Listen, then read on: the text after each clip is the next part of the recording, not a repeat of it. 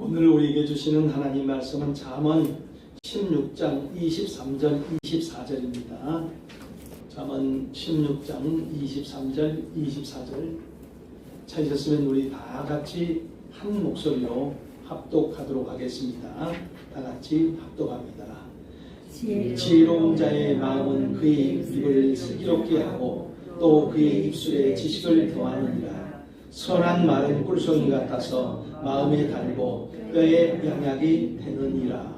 아멘. 할렐루야. 오늘 하나님의 은혜가 충만하셔 되기를 주의 이름으로 축복합니다.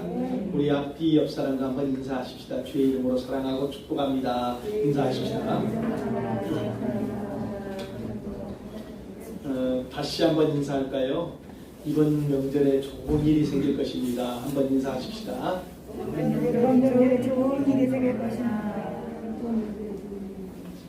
이번 명절에도 하나님의 은혜가 풍성할 줄을 믿습니다. 우리 집에는 개 한 마리가 있습니다. 아들이 사놓은 개인데 이름이 영구입니다.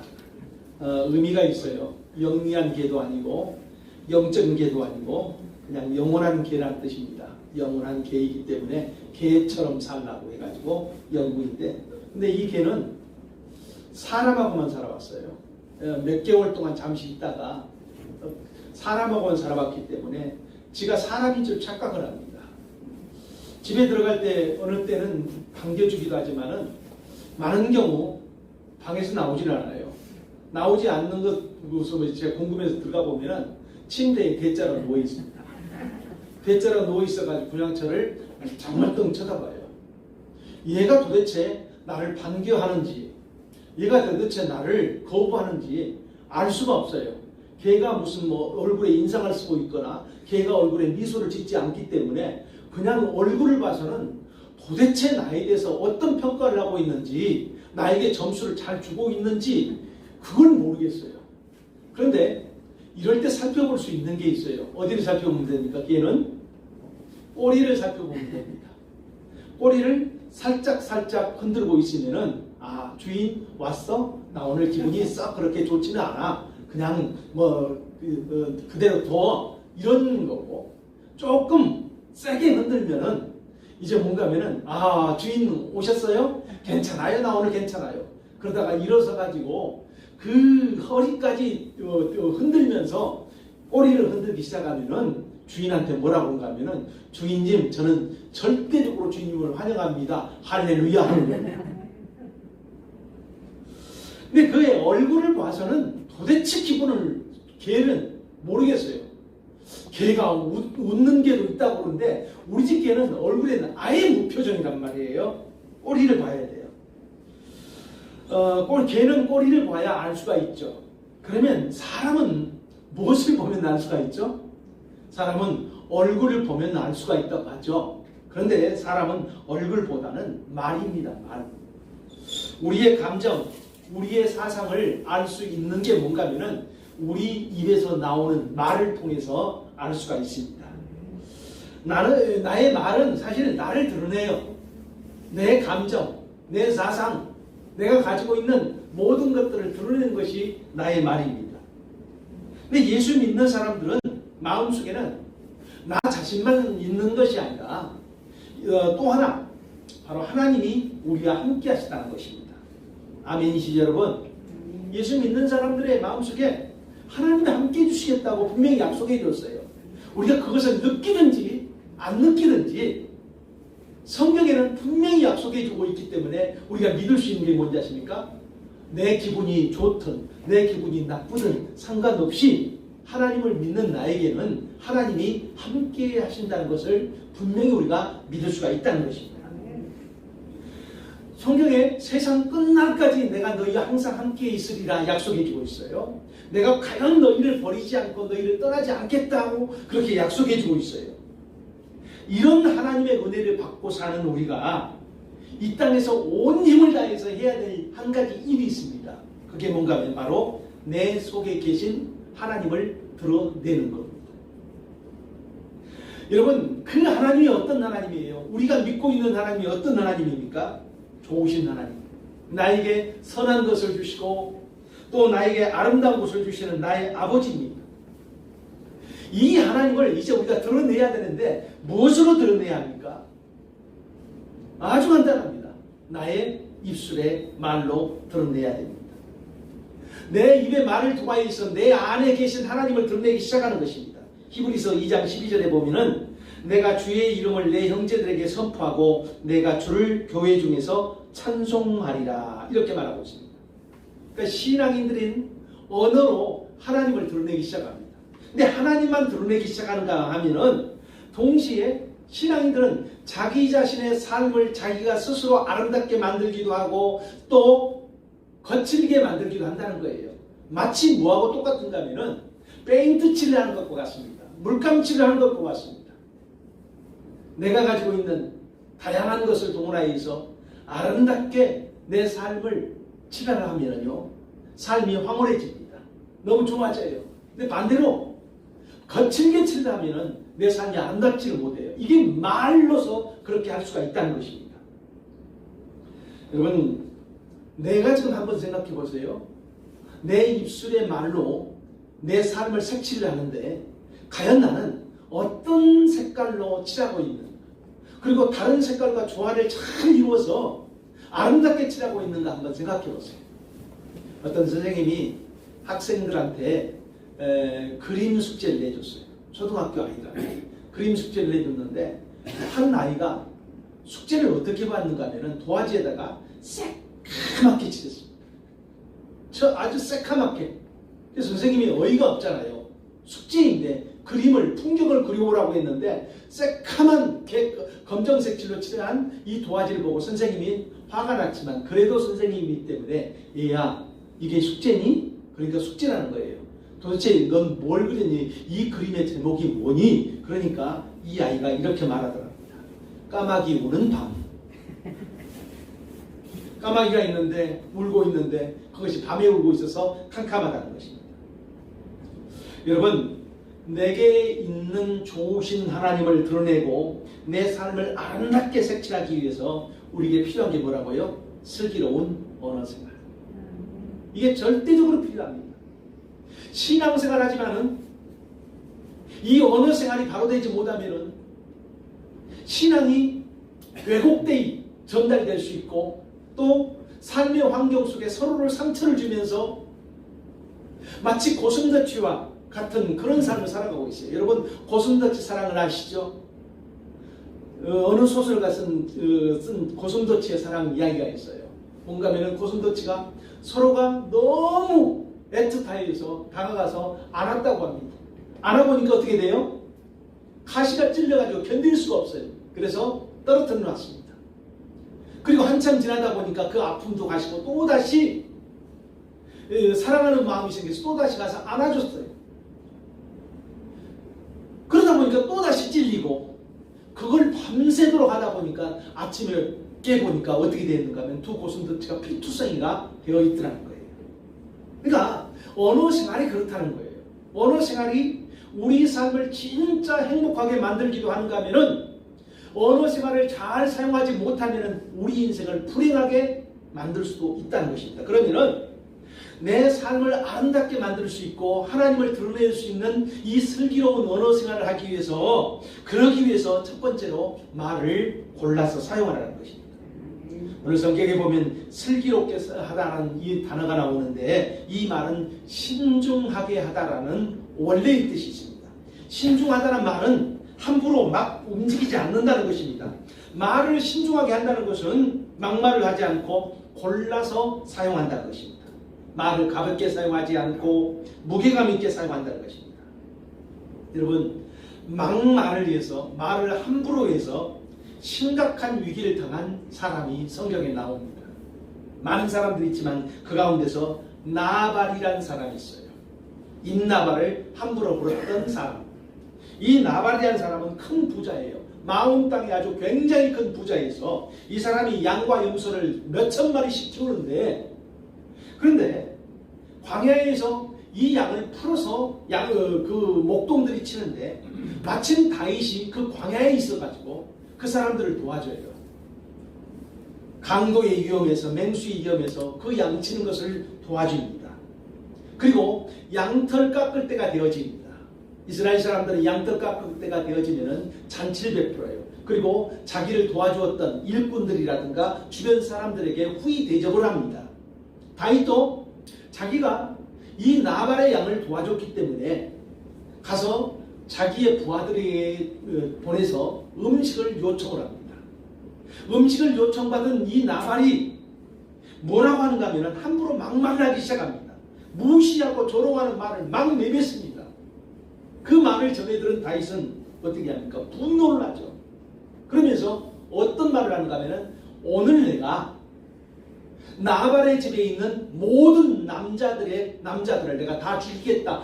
신의 이름으로 맹세를 할 정도였어요. 얼마나 분노가. 사실 다윗이 지금 굉장히 힘든 상황이잖아요. 광야에서 쫓기는 그런 상황이잖아요. 마음이 편치 않은 상황이잖아요. 그런데 사울 왕으로 인하여서 그렇게 몇 개월 동안 그렇게 쫓겨다니는 그런 삶이었었는데 이제 나발에게 그 소리를 들으니까 폭발해버린 거예요. 그래서 다윗이 칼을 들고 자기 부하들을 데리고 나발의 집으로 지금 달려갈 때에 이 소식을 전해 들은 나발의 아내인 아비가일이 나서기 시작합니다. 음식을 준비하고 그리고 자기가 앞장서기 시작합니다. 자기가 앞장서서 다윗을 멈추게 하고 아주 지혜롭고 아주 부드러운 말로 그리고 다윗의 분노를 누그러뜨려야 돼요. 한 사람은 말을 막말로 해서 다른 사람 분노를 유발을 시켜요. 그리고 결국 그는 어떻게 되어집니까? 자기가 한 일을 술 깨고 난 다음에 알고 난 다음에 쇼크를 받아요. 너무 충격을 받아가지고 몸이 굳어버려요. 중풍 맞고 그리고 난 다음에 며칠 되지 않아서 죽어버리는 하나님의 심판을 받아서 죽는 그런 케이스를 당합니다. 그런데 말을 골라서 지혜롭게 사용한 이 아비가일, 나발의 아내 아비가일은 자기 집안 남자들을 살려냅니다. 그리고 자기 자신의 장래를 바꿔버려요. 이제 혼자 된 이 아비가일을 다윗이 나 좀 도와줄 수 있느냐 하면서 자기의 아내로 삼습니다. 여러분 잠언 15장 1절에 보면 이렇게 말씀합니다. 유순한 대답은 분노를 쉬게 하여도 과격한 말은 노를 격동하느니라. 유순한 대답은 분노를 쉬게 합니다. 과격한 말은 노를 격동시킨다는 거예요. 여러분 말을 골라서 사용하시게 되기를 주의 이름으로 축원합니다. 가까운 사람들끼리는 더 특별하게 해야 돼요. 말을 골라서 사용해야 돼요. 분노를 일으키는 말이 아니라 마음을 가라앉히는 그런 아름다운 말을 골라서 사용하게 되기를 주의 이름으로 축복합니다. 말을 골라서 사용하기 위해서 우리가 두 번째로 해야 될 것은 뭔가 하면 말을 배워야 한다는 것입니다. 지혜로운 자의 마음은 그의 입을 슬기롭게 하고 또 그의 입술에 지식을 더하느니라 이렇게 말하고 있습니다. 지식을 더한다는 이 말은 말을 다듬고 그리고 배워서 사용한다는 뜻입니다. 나태주라는 시인의 그 시를 여러분 다 알 것입니다. 풀꽃이라는 시 있잖아요. 다 알아요. 1편은 다 알 것입니다. 1편은 뭔가 하면 자세히 보아야 이쁘다. 오래 보아야 사랑스럽다. 너도 그렇다. 다 들어봤을 거예요. 유명해서. 근데 2편도 있더라고요. 2편, 풀꽃 2편은 뭔가 하면은 이름을 알고 나면 이웃이 되고 색깔을 알고 나면 친구가 되고 모양을 알고 나면 연인이 된다. 아, 이것은 비밀. 이것이 나태주 시인의 풀꽃 2예요. 여러분 이런 시인의 아름다운 언어들은 그가 나면서부터 이런 시적인 감각을 가지고 태어납니까? 물론 어느 정도 문학적인 소양은 있었겠죠. 그러나 이 나태주 시인 같은 사람들의 얘기를 들어보면 이 사람의 스승이 누구인가 하면 서정시로 유명한 박목월, 청록파 시인이었던 박목월 시인이에요.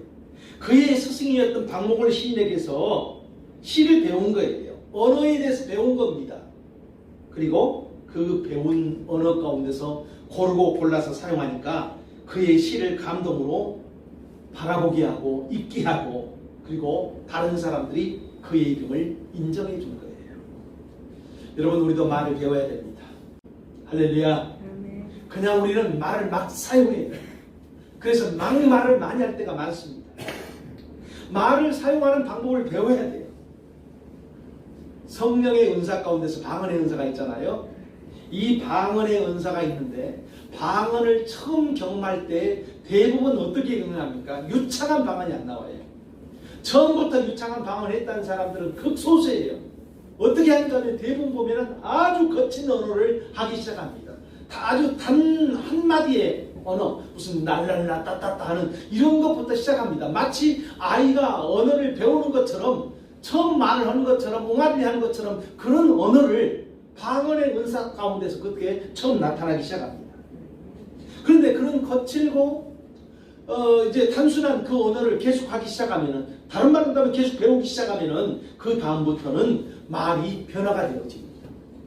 혀가 희한하게 변화가 되어지기 시작하고, 그리고 유창한 방언을 하면서 어떻게 사람의 입으로 저런 언어가 나오고 어떻게 저런 아름다운 소리가 나올 것인가 하는 그런 감탄사가 나오는 그런 방언이 나오기 시작한다는 거예요.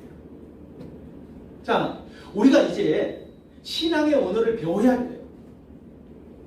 우리 안에 와 계신 성령이 원하시는 말을 배우고 그리고 그것을 골라서 사용할 줄 알아야 한다는 것입니다.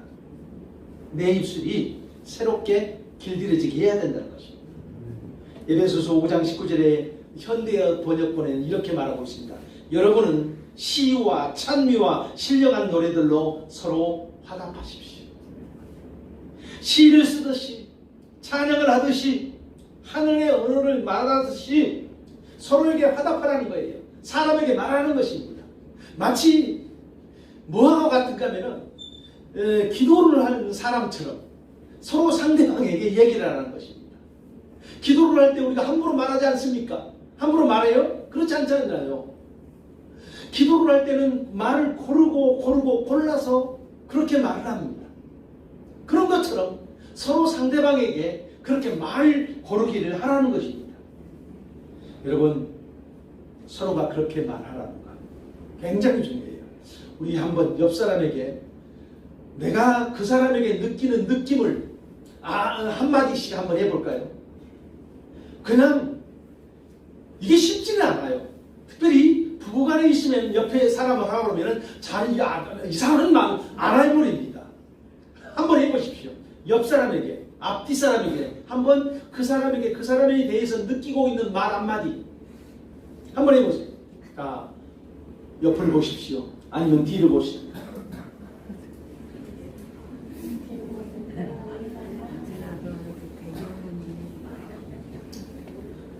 말 못하겠습니까?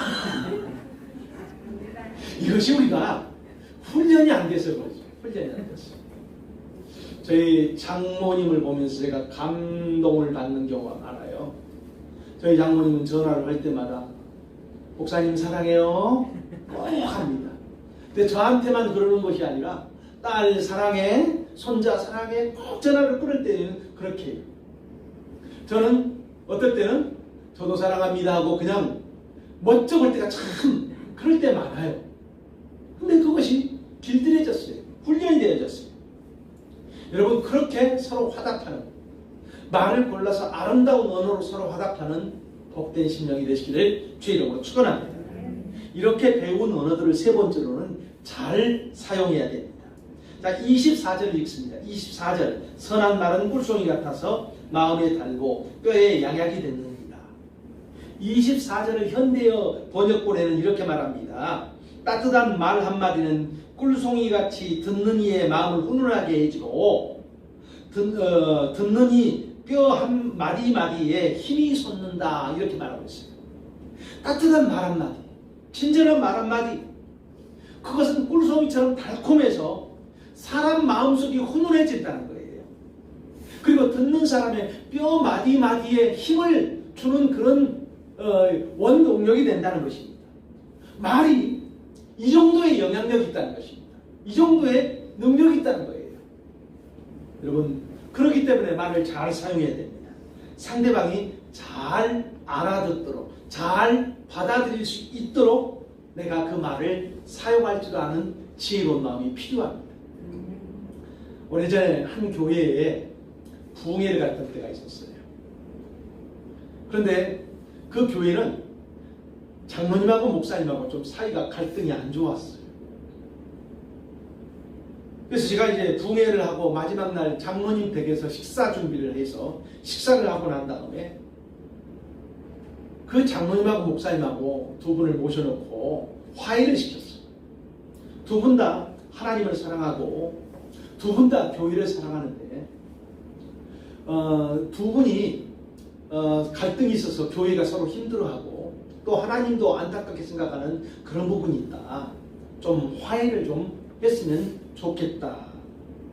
그렇게 이제 간절히 권면을 했어요.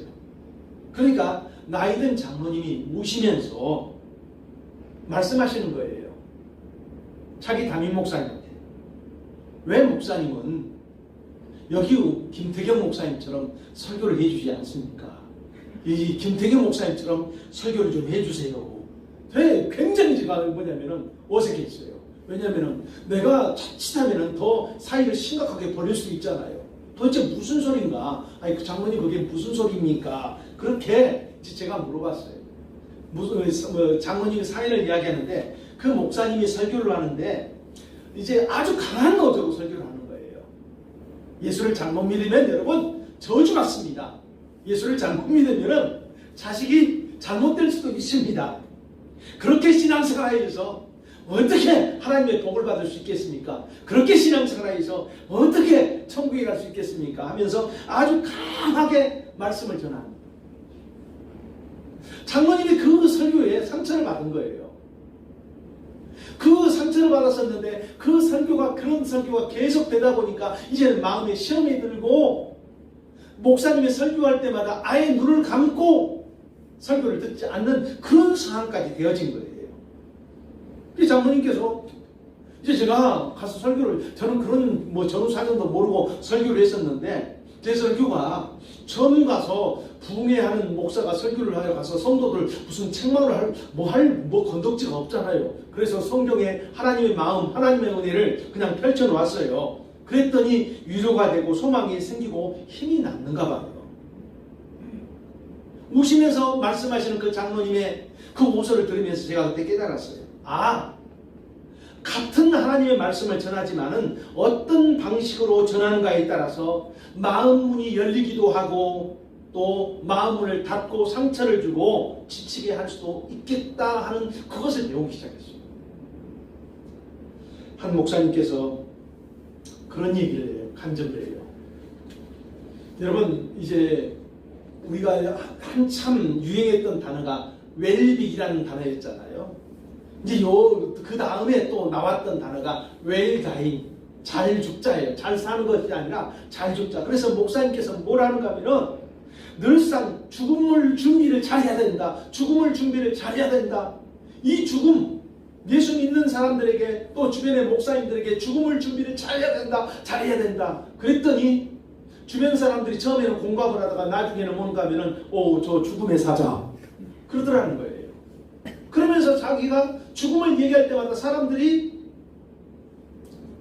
표정들이 좋아지지 않고 들으려 하지 않더라는 거예요. 그것을 이제 다른 목사님, 나이 지긋한 어떤 목사님이 아시고 그 목사님에게 권면해 준 거예요. 목사님, 언어를 바꾸십시오. 목사님이 전하고자 하는 것은 참 중요합니다. 좋습니다. 근데 목사님, 언어를 바꾸십시오. 죽음을 준비하라고 하면 사람들 마음속에는 부정적인 죽음이라는 단어에 대해서 부정적이고 두려워하는 그런 마음이 있는데 그걸 좀 바꾸십시오. 뭐로 바꿔야 됩니까? 천국을 준비하십시오. 천국을 준비하십시오. 여러분, 제가 여러분에게 맨날 소개할 때마다 여러분 죽음을 준비하십시오. 잘 준비하십시오. 그래 보십시오. 이것도 한두 번이지. 한 4-5번 하고 매 주일마다 하면은 여러분 어떻게 될 것입니까? 아우 또 저 소리, 지겨운 저 소리 할 것입니다. 근데 여러분 천국을 준비하십시오. 천국을 잘 준비하십시오. 그러면은 그 천국에 대한 사람들은 소망이 있기 때문에 그것을 너무 쉽게 수용한다는 거예요. 그렇게 이제 언어를 바꿨더니 그 다음부터 사람들이 자기의 말을 귀를 기울여 듣더라는 것입니다. 여러분 어떤 말을 전달할 때 그 말이 잘 전달될 수 있게 해야 됩니다. 긍정적인 언어로, 부드러운 언어로 전달될 수 있도록 해야 됩니다. 그 상대방이 상처받지 않고 받아들일 수 있도록 배려를 해줘야 됩니다. 하나님께서 우리에게 오셨어요. 하나님께서 우리에게 오실 때 어떻게 오셨죠? 하나님으로서 영광 가득한 모습으로, 빛으로 그렇게 오신 게 아니에요. 육신을 입고 이 땅에 오셨습니다. 하나님의 수준으로 오면은 사람들이 받아들일 수가 없어요. 다 쓰러지고 다 도망가고 다 죽거나 그런 수준이 되어버립니다. 그렇기 때문에 하나님께서 어떻게 오셨는가 하면은 사람의 몸을 입고서 이 땅에 오셨어요. 예수님으로 오신 것입니다. 우리가 받아들일 수 있도록, 우리가 수용할 수 있도록 하나님께서 그렇게 오신 거예요. 여러분 24절을 다시 읽어드립니다. 선한 말은 꿀송이 같아서 마음에 달고 뼈에 양약이 됩니다. 선하고 부드러운 말, 꿀송이같이 우리 마음을 훈훈하게 하고 우리 뼈 마디마디에 힘을 준다는 이 하나님의 말씀을 기억하시게 되기를 주의 이름으로 축원합니다. 이번 명절에 우리는 사람을 만날 것입니다. 다양한 사람들. 내가 아마 두 종류일 거예요. 내가 가고 싶은 장소,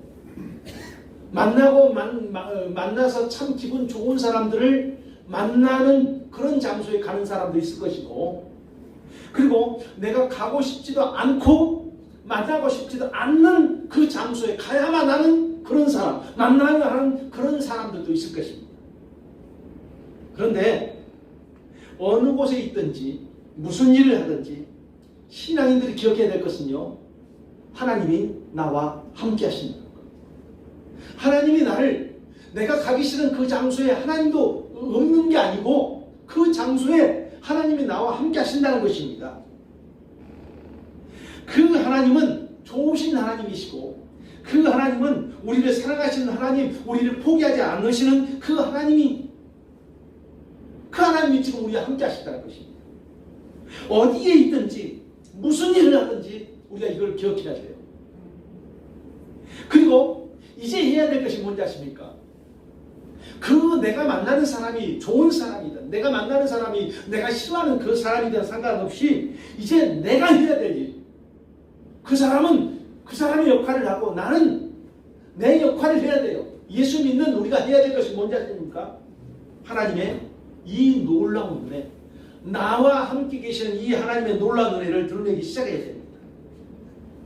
그러기 위해서 우리가 해야 될 건 뭔지 해야 되는가 하면은 바로 하나님의 영광에 합당한 언어를 배우고 고르고 그리고 지혜롭게 사용해야 된다는 것입니다. 우리의 말을 들은 사람, 우리의 말을 들은 주변 사람들이 힘을 얻고 주변 환경이 밝아지는 그런 슬기로운 언어 생활이 이번 명절 한 주간에 있게 되기를 주의 이름으로 축복합니다. 기도하십시다. 하나님 아버지, 오늘도 우리를 이 복되고 귀한 자리로 불러주시고 우리에게 하나님의 말씀을 듣게 하여 주셨음을 생각할 때 참으로 감사드리고 감사드립니다. 주님, 우리가 말에 대해서 다시 한번 생각하게 해주시고 하나님 배우게 해주시고, 그래서 아버지 하나님이시여 우리의 말을 통하여서 하나님의 영광이 드러날 수 있는 복 있는 그런 언어 생활을 할 수 있도록 도와주옵소서. 예수님 이름으로 감사하며 기도드리옵나이다.